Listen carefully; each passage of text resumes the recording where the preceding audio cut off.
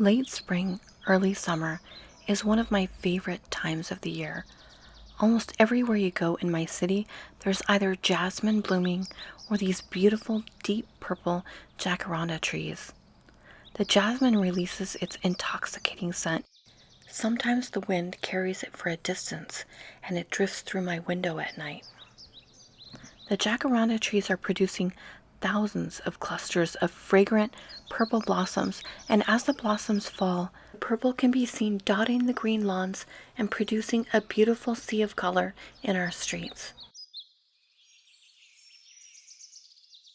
I'm feeling especially grateful lately, not just to live amongst such beautiful nature, but I'm also grateful for each and every one of you that has supported my channel and continues to watch my videos.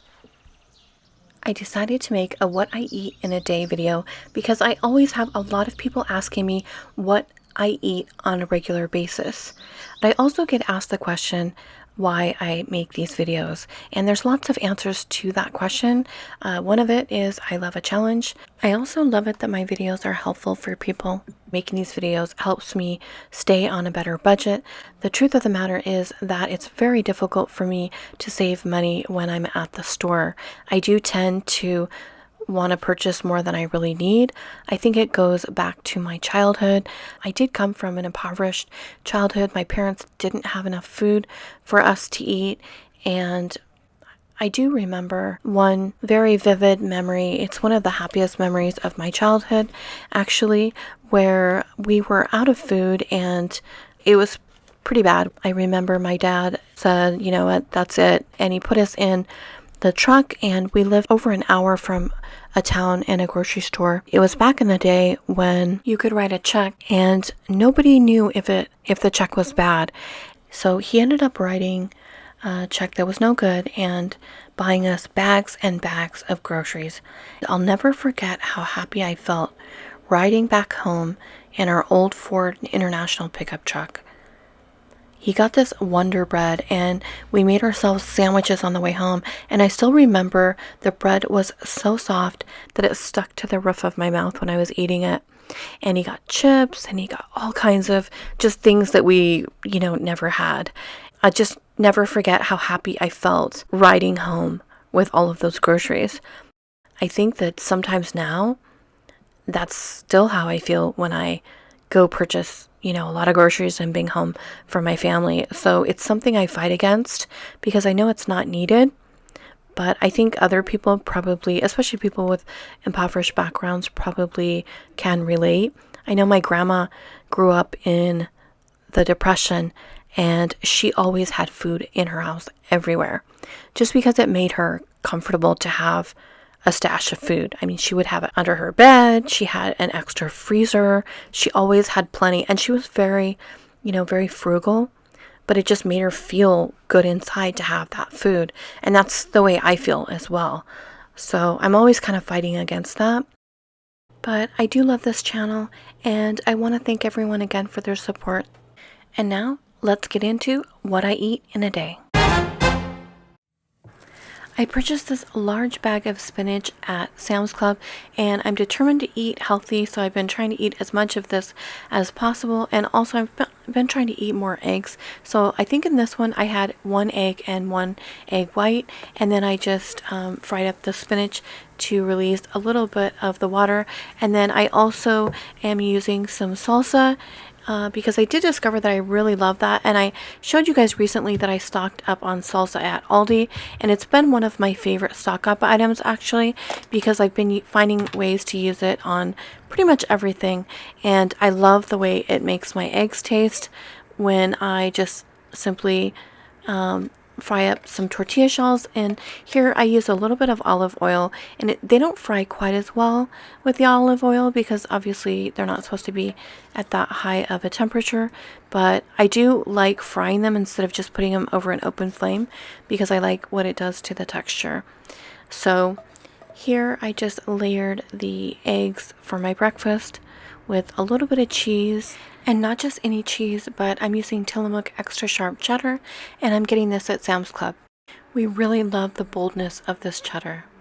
Then I'm going to put the salsa and the spinach.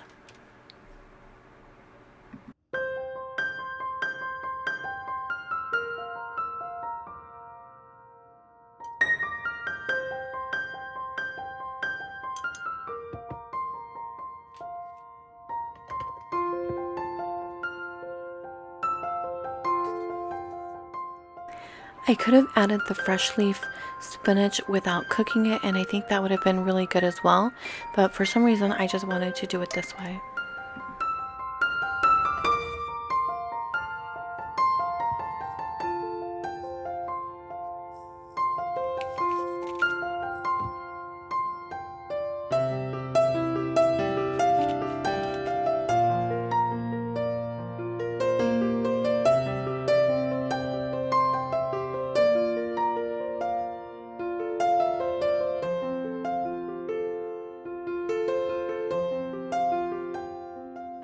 I came back in the kitchen and decided to try a couple of slices of avocado on my breakfast tacos just to see how they were, and also because I had it in there to use.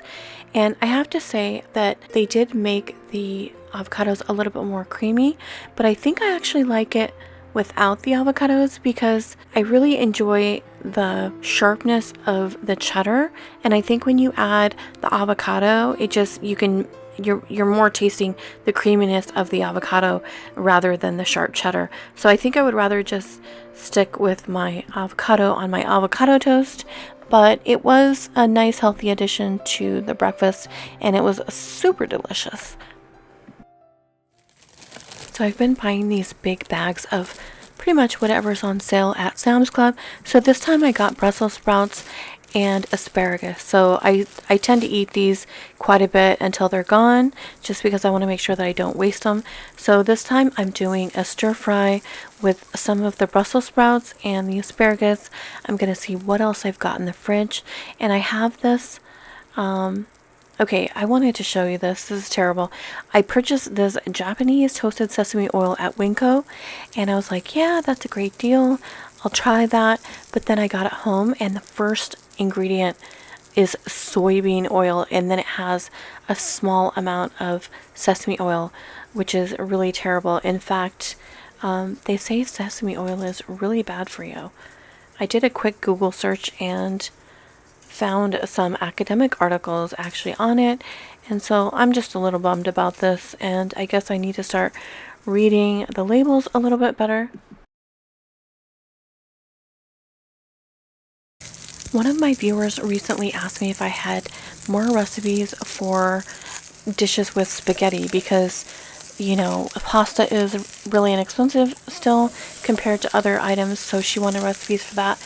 And this is a good example of using spaghetti in ways that we don't normally think of, because this is going to be more of an Asian style dish. And I just grabbed these vegetables. My son had made me a stir fry a couple nights ago, and these were leftover veggies that he didn't use, which are great because when I am feeding myself, I do try to eat pretty much all the colors of the rainbow, and so these are lots of colors and makes me think I'm going to be getting lots of nutrients in there. And again, I'm using this olive oil. This is not really the best to use for a stir fry, but I just go ahead and use it anyway because it has a low heat point, but it doesn't bother me. I just sometimes it browns a little bit more than it's supposed to, but I still use it.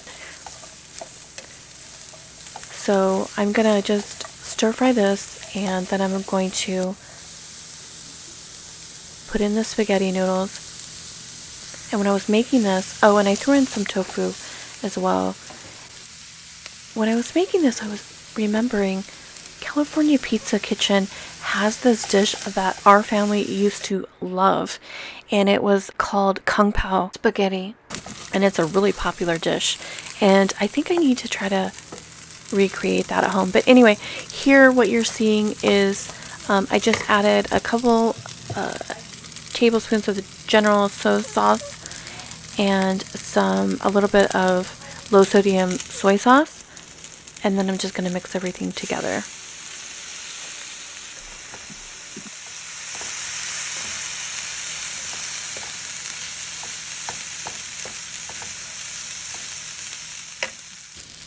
I'm just going to drizzle a tiny amount of sesame oil on here for some extra added flavor.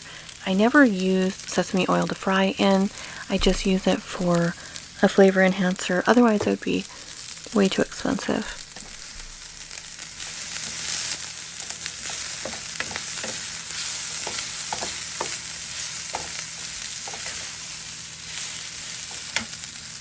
I added a little bit of tofu and a few peanuts to the dish, and I always make sure that I add the sauce on top of the tofu so that it absorbs the deliciousness of the sauce. And that was my dinner.